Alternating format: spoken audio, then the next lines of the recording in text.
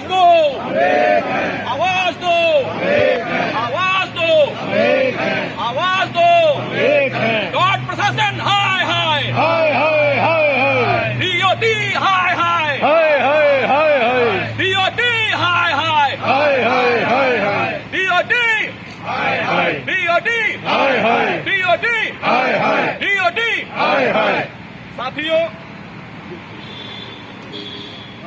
साथियों आज हम यहाँ इकट्ठा हुए हैं। आप देख रहे होंगे 4G प्रोवाइड करने में डीओटी प्रशासन ने कितनी लापरवाही बरती है। इन्होंने हमें इंडिजिनस पे रिस्ट्रिक्ट करके रखा हुआ है, जहां अन्य कंपनियां लगातार बाहर हुआई और इरेक्शन से ले रही हैं, वहीं पर डीओटी प्रशासन हमें लिमिट किए हुए हैं इंडिजिनस पे, जिसके कारण हम 4G रोल आउट नहीं कर पा रहे हैं। अक्रॉस द इंडिया हमारा 4G नेटवर्क बिजी हो रहा है, हमारा नेटवर्क डिले हो रहा है और इसकी जिम्मेदारी हमारे ऊपर बढ़ी जा रही है। जबकि पॉलिसी स्तर पर यह डिसीजन हुआ है कि इंडिजिनस लेंगे और इंडिजिनस पे कोई कंपनी एग्जिस्ट नहीं करती। हमारे पैसों पे रिसर्च करके ये हमें इमेच्योर 4G नेटवर्क दे रहे हैं, जिसको हम रोल आउट करने जा रहे हैं। और ऐसी स्थिति में 2026 तक भी हम 4G इम्प्लीमेंट नहीं कर पाएंगे। दूसरी तरफ डीओटी मैनेजमेंट लगातार हमारे एसेट्स को स्क्वीज कर रहा है, नींबू की तरह निचोड़ रहा है। प्राइम एसेट हमारा अभी इन्होंने हाल में एक प्रेसिडेंशियल ऑर्डर निकालकर एलटीटीसी जैसे एसेट को, जो 6000 करोड़ का एसेट है, उसको फ्री ऑफ कॉस्ट ले रहे हैं। ये केवल 2 या 3 लोगों की ईगो की प्रॉब्लम है, मिनिस्ट्री इसमें इन्वॉल्व नहीं है। बड़ा इंपॉर्टेंट है जानना। इसमें एड्सा के president Atul Sinha, ITS association के जो प्रेसिडेंट है अतुल सिन्हा जी, मिस्टर मुकेश कुमार, ये तो 3 लोगों का ईगो इन्वॉल्व है। हमारे सीजीएम एलटीटीसी का ट्रांसफर कर दिया था एक ही रात में।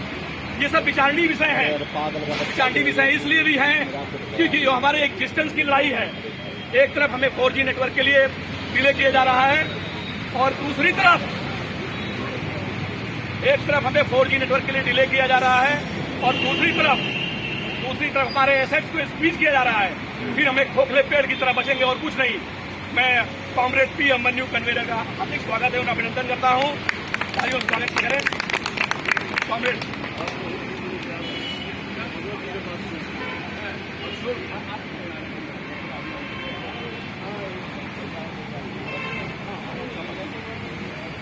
कॉमरेड सबको नमस्कार। जैसा हमारा एलटीटीसी बीएसएनएल का ये तो बहुत बड़ा संपत्ति है। 83 एकड़ लैंड और बिल्डिंग्स, जिसका मार्केट वैल्यू लगभग 6000 करोड़, इसको डीओटी छीनना चाहता। 2022 शुरुआत में बिगिनिंग में एक लेटर इशू किया एलटीटीसी को कब्जा करने के लिए। हमारा एईएबी उसको विरोध किया। पूरा देश में उसके खिलाफ एजिटेशन कंडक्ट किया। उसको देख करके डीओटी उसका ऑर्डर को अबेंस में रखा। अब अचानक पिछले महीने फिर से चिट्ठी इश्यू किया एलटीटीसी को टेक ओवर करने के लिए। आइए हमने तुरंत एईएबी मीटिंग ऑनलाइन में कंडक्ट करके इसको विरोध किया। इसके विरोध में सेक्रेटरी टेलीकॉम को चिट्ठी लिखा। ये भी फैसला किया एक हफ्ते में हमको जवाब नहीं मिलेगा तो हम प्रदर्शन कंडक्ट करेंगे। सर प्लीज प्रदर्शन कंडक्ट करेंगे। एक हफ्ता हम वेट किए, सेक्रेटरी टेलीकॉम हमको बुलाइए नहीं, इसलिए हम प्रदर्शन के लिए चिट्ठी इशू किया।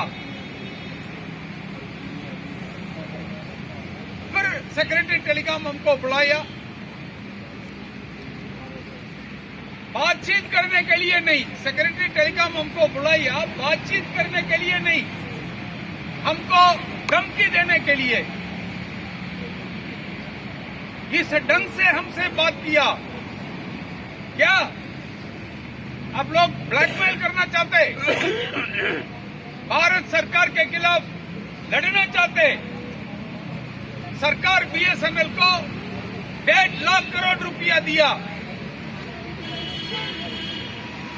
लेकिन हमको एआईटीटीसी जिसको बीएसएनएल मेंटेनेंस नहीं कर पा रहा, जंगल बन गया, सांप आता है, लेपर्ड आता है, पता नहीं कितना लेपर्ड को इन्होंने देखा। लेपर्ड का मतलब क्या? किसी बिल्ली को देख करके लेपर्ड बोला क्या पता नहीं। मैं भी लगातार उधर जाता आता रहता हूं।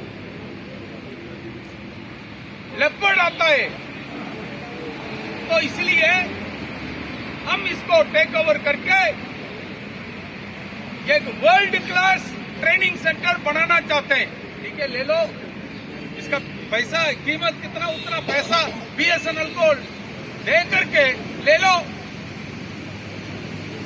और गवर्नमेंट केवल ये नहीं, पूरा देश में बड़े बड़े शहरों में बीएसएनएल का जो बिल्डिंग्स है सीसीए के लिए, टर्म सेल के लिए ले लेता। जब बीएसएनएल बनाया सरकार, निगम बनाया, उस समय 2000 में यूनियन कैबिनेट का फैसला है, department of telecom service, department of telecom operation, इन दोनों को कन्वर्ट करके कंपनी बनाया। डीटीएस डीटीओ के पास जितना संपत्ति है और उसका लायबिलिटी है, सबको हम ट्रांसफर कर रहे हैं। 23 साल हो गया, आज भी जो संपत्ति है बीएसएनएल कंपनी का नाम पर आया नहीं, डिवोटी किया नहीं। एक एक करके हमारा प्रॉपर्टी को छीन रहा है। कहता है एलटीटीसी बीएसएनएल कंपनी का नाम पर नहीं, वो सीपीडब्ल्यूडी का नाम पर है। मतलब इसको ट्रांसफर करना चाहिए, किया नहीं। ये हमारा मैनेजमेंट का बहुत बड़ा फेलियर है। आज बंद कर रहा ना, गेट बंद कर रहा, मैं अंदर घुस गया, सिक्योरिटी मुझे आदेश दे रहा है जाओ, बाहर जा करके पीछे से आना पड़ता है। ये मैनेजमेंट है, हरामी साले। कुछ सरकार के खिलाफ कुछ बोलने का हिम्मत नहीं। हम इस कंपनी का संपत्ति को बचाना चाहते हैं, लेकिन हमको जैसा गुलाम को ट्रीट करता है वैसा ट्रीट करता। आप सब कहां से आया? पाकिस्तान, बांग्लादेश से आया, बीएसएनएल का एम्प्लॉइज। लेकिन अंदर जाने के लिए, अंदर हमारा प्रदर्शन कंडक्ट करने के लिए अधिकार नहीं। इतना पावरफुल है मैनेजमेंट, डीओटी के खिलाफ लड़ना चाहिए। हिम्मत है सीएमडी बीएसएनएल को बोलने के लिए, इस एलटीटीसी को हम छोड़ेंगे नहीं। हिम्मत है, जा करके वहां सेक्रेटरी टेलीकॉम के साथ भीख मांग रहा, लेकिन उसका अधिकार को हमको दिखा रहा। अंदर मत आओ, बाहर खड़ा रहो। एक प्रदर्शन है सर, एक प्रदर्शन के लिए 3 पेज चिट्ठी निकाला। कवरेज चंदेश्वरी जी चेयरमैन और अभिमन्यु कन्वीनर, दोनों के लिए 3 पेज लेटर। आपका एयूए भी रिकॉग्नाइज नहीं है, रजिस्टर्ड नहीं है, जानते? ये एयूए भी रिकॉग्नाइज नहीं, रजिस्टर्ड नहीं। लेकिन जब ये एयूए भी फैसला लिया, ट्विटर कैंपेन कंडक्ट करेंगे। ट्विटर कैंपेन का नारा ये लगेगा रहेगा, पीके पुरवार हटाओ, बीएसएनएल बचाओ ये फैसला लिया, तब यही एयूएबी को, जिसको कहते रिकॉग्नाइज नहीं, रजिस्टर्ड नहीं, यही एयूएबी को बुला करके बातचीत किया, समझौता किया, मिनट्स भी निकाला। क्यों? उस वक्त पीके पुरवर को दिक्कत आया, खुद को बचाने के लिए एयूएबी को बुलाया, सारा जनरल सेक्रेटरीज को बातचीत किया, उस मीटिंग का मिनट्स भी निकाला। लेकिन आज हमारा बीएसएनएल का संपत्ति बचाने के लिए हम लड़ाई लड़ रहे, आवाज उठा रहे, लेकिन 3 पेज चिट्ठी निकाल रहा। ये भी रिकॉग्नाइज नहीं, रजिस्टर्ड नहीं, कोई मांग उठा नहीं सकते। अरे सड़क पे चलने वाला भिखारी भी मांग उठाता, हमको मांग नहीं है क्या? राइट नहीं है क्या मांग उठाने के लिए? कॉमरेड, ये हमारा निकम्मा मैनेजमेंट है। मैं ये आपको बोलना चाहता हूं, अगस्त महीने में, 1 महीने में बीएसएनएल का 22 लाख कस्टमर चला गया। 1 महीने में, पूरा 2022 में 22 लाख कस्टमर बीएसएनएल छोड़ के गया, क्योंकि हमारे पास 4G नहीं, 5G नहीं, हाई स्पीड डाटा नहीं, कस्टमर जा रहा। पूरा 2022 में 22 लाख कस्टमर। लेकिन इसी साल में केवल अगस्त महीने में ट्राई का रिपोर्ट कहता है 1 महीने में 22 लाख कस्टमर चला गया। कौन रहेगा? पूरा लैंडलाइन ब्रॉडबैंड सरेंडर हो गया। FTTH ऑप्टिक फाइबर लेकर के जो ब्रॉडबैंड सर्विस हम कहते थे, आज हर महीने 60,000 65,000 FTTH लाइन सरेंडरिंग होता है। क्वालिटी ऑफ सर्विस इतना बेकार होता है। 1-2 साल में बीएसएनएल को एक बीमार कंपनी बना करके इसको किसी अदानी को या अंबानी को हैंड ओवर करना इस सरकार का मकसद है।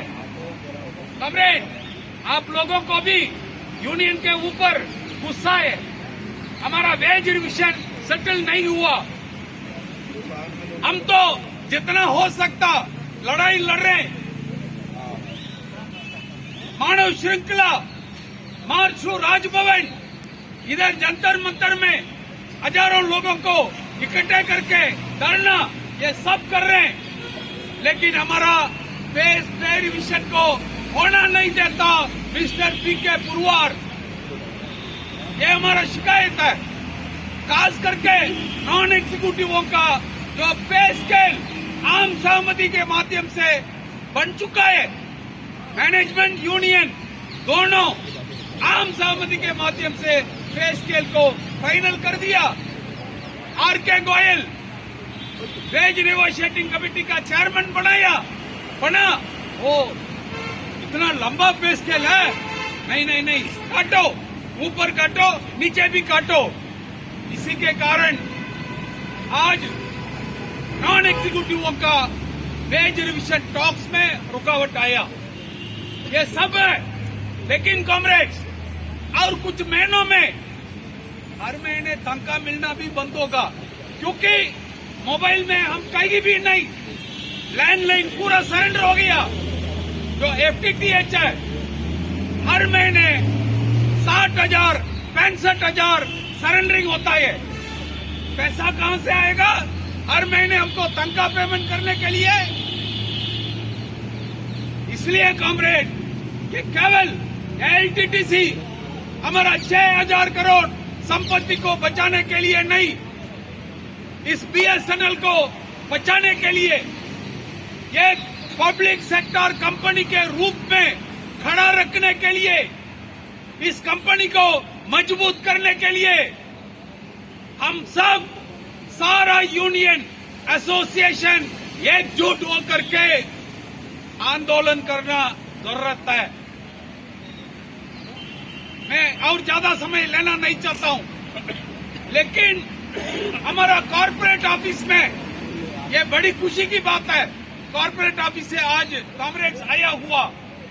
लेकिन कॉमरेड्स, आपका भाइयों बहनों फील्ड लेवल पे जिस तरह से आंदोलन में, एजिटेशन में, हड़ताल में भाग लेते, वैसा आप कॉमरेड्स को भी भाग लेना जरूरी है।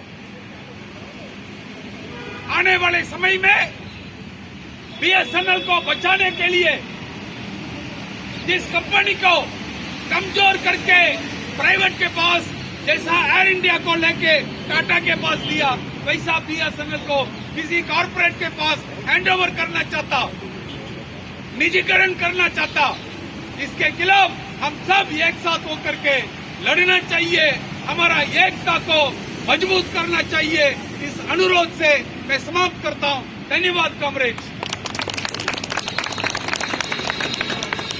साथियों, आपने हमारे कन्वेनर कॉमरेड पी अभिमन्यु की बातें सुनी और 8 तारीख को डीओटी सेक्रेटरी ने एयूएबी को बुलाया और उस मीटिंग में कॉमरेड कंसुल भी शामिल थे, कॉमरेड एनडी राम साहब शामिल थे। 4 आदमी हम लोग गए थे सेक्रेटरी के यहाँ, इसलिए कि उन लोगों के यहाँ भी पाबंदियां होती है, इतने लोग आओ। लेकिन जब हम लोग कुछ कड़ा एक्शन लेते हैं तो पूरे एयूएबी के हर लीडर को बुलाता है, सबसे बात करता है। तो ये स्थिति है। लेकिन एक तरफ सरकार की बढ़ती हुई आक्रमण और दूसरे तरफ हमारी शिथिलता, हमारी शिथिलता का मुख्य कारण है कि हमारे लोगों को कुछ नहीं मिल रहा। वेज रिवीजन का तो बिल्कुल कुछ नहीं कर रही है मैनेजमेंट, और साथ ही साथ हमारे 60% लोग नॉन एक्सपोर्टेड के स्टेग्नेशन में है। वो साल दर साल काम करते हैं, उनका 1 पैसा नहीं बढ़ता। उसके ऊपर से ये क्या, ये परिस्थिति बना करके जब लोगों के कमर टूट गए हैं, उनकी रीढ़ की हड्डियां कमजोर हो गई है, हमारे साथ लड़ नहीं सकते, इसी बीच सरकार हमारी संपत्ति को हड़पना भी शुरू कर दी है। मित्रों, आपने पूरे तरह से बताया उन्होंने कि गाजियाबाद ट्रेनिंग सेंटर कैसी है, क्या है, कितना उसका मूल्य है, कितना 81 एकड़ जमीन है उसमें मित्रों, और उस संपत्ति को हड़पने के बाद एक एक करके सारे संपत्ति पर इनकी नजर है। तो मैं इसी क्रम में निवेदन करूंगा ऐसे मंसूर साहब, जो जनरल सेक्रेटरी संचार निगम एक्सिक्यूटिव एसोसिएशन है, आपके बीच अपनी विचार रखेंगे। नमस्कार, चेयरमैन और आदरणीय